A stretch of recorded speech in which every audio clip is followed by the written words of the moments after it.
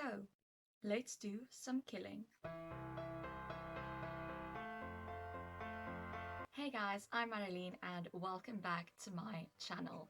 So today we're going to dive into the shoulds and shouldn'ts of killing off characters. Before we dive into today's content, be sure to hit that subscribe button and ring that little bell if you want writing advice videos every single Friday and occasionally some great bonus content. So the first thing with killing off characters is why you should kill off characters. So the first one is that the death is a major plot point. The death leads to further things happening in your plot. It is a very important plot point that has to occur for certain other events to happen. Then it reveals some shocking plot twist. If the twist is that one of the characters that was on the protagonist's side kills their best friend to show that they are actually at the antagonist's side, that's a good reason to kill off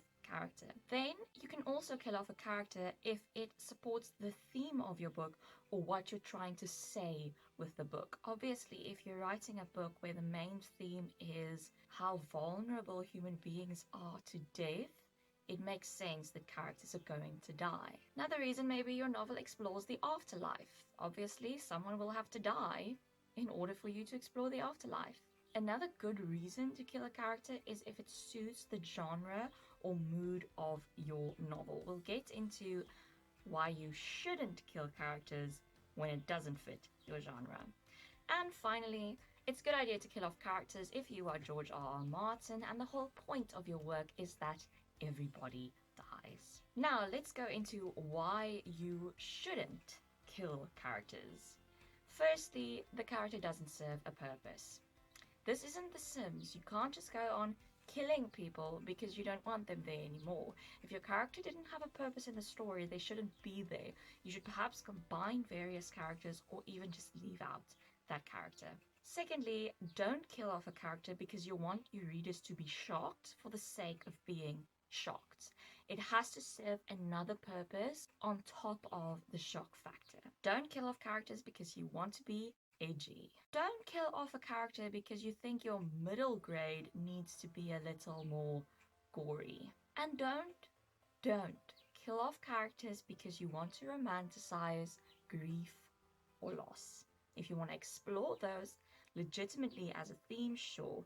To romanticize them, just don't. Now, how should you kill off a character? This will really depend on your genre and target audience. So if you're writing something that isn't intended to be graphic or dramatic, you can stick to the impact of the death on the other characters rather on the death scene itself. If your book maybe explores illness, then you can focus more on that than on the death itself. If you're writing a drama or a tragic romance, you might want to ease up on the gore. So for these genres and types of themes, I would focus more on the impact of the death on the other characters. The sobbing, the bright white light, the last words, whatever floats your boat to convey the emotional impact of the death scene rather than the actual physical cause of death or the gory dying detail. So think of, for example, the death of Mufasa in Lion King. That is one of the most impactful fictional deaths, but we don't see him getting trampled by the wildebeest with his guts flying everywhere. It's more of an emotional impact than a physical one.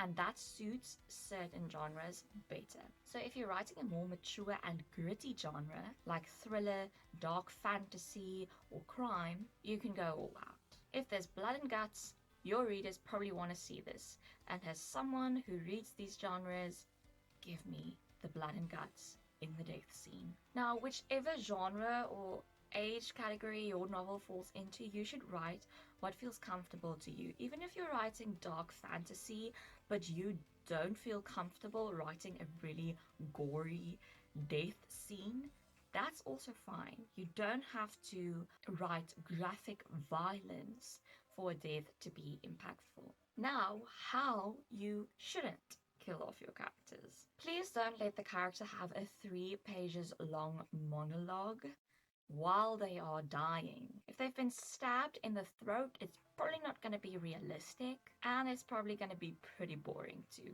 Yes, a few well-written final words can have great impact, but make sure that your character would actually be able to say those things while they are dying. And also, try not to make it a cheese-faced. Then unless you're aiming for very dark, nihilistic humor, you should give your characters some dignity in the way that they die. If you're writing a drama, then you don't want your character to slip on a banana peel and die.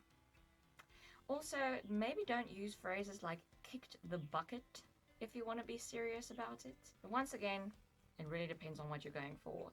If your genre is not whimsical or silly or humoristic, then I would not recommend this. Then I don't think you should let your characters die only to be resurrected again and again and again. Look, I love Supernatural, but deaths in the later seasons started to mean absolutely nothing. The Winchester's luck when it comes to being resurrected is becoming a little ridiculous. So doing this, in my opinion, takes away from the impact of the death. It removes the fear and the suspense, and it will leave your readers feeling emotionally stunted and not really caring if the character dies or not, because they're probably just gonna come back anyway. Now let's look at who you shouldn't kill off.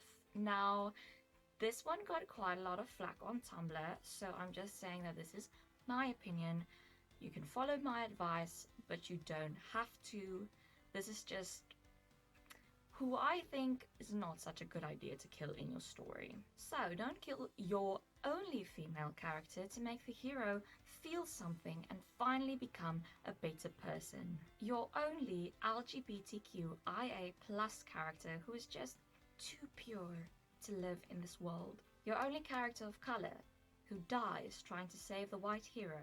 Your only disabled character who can now finally be released from the hell of living a disabled life. The main character in the middle of the story, unless you have a very good idea of how that story is going to progress. So yeah, those are my tips on who you should, who you shouldn't, why you should, why you shouldn't, how you should, and how you shouldn't kill off your characters. Obviously, this video isn't that serious, but I still think that it contains a lot of great tips, but each unto their own.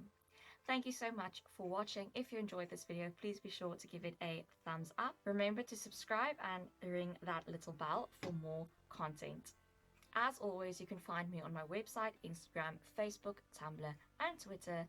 I'll see you guys in next week's video. Bye!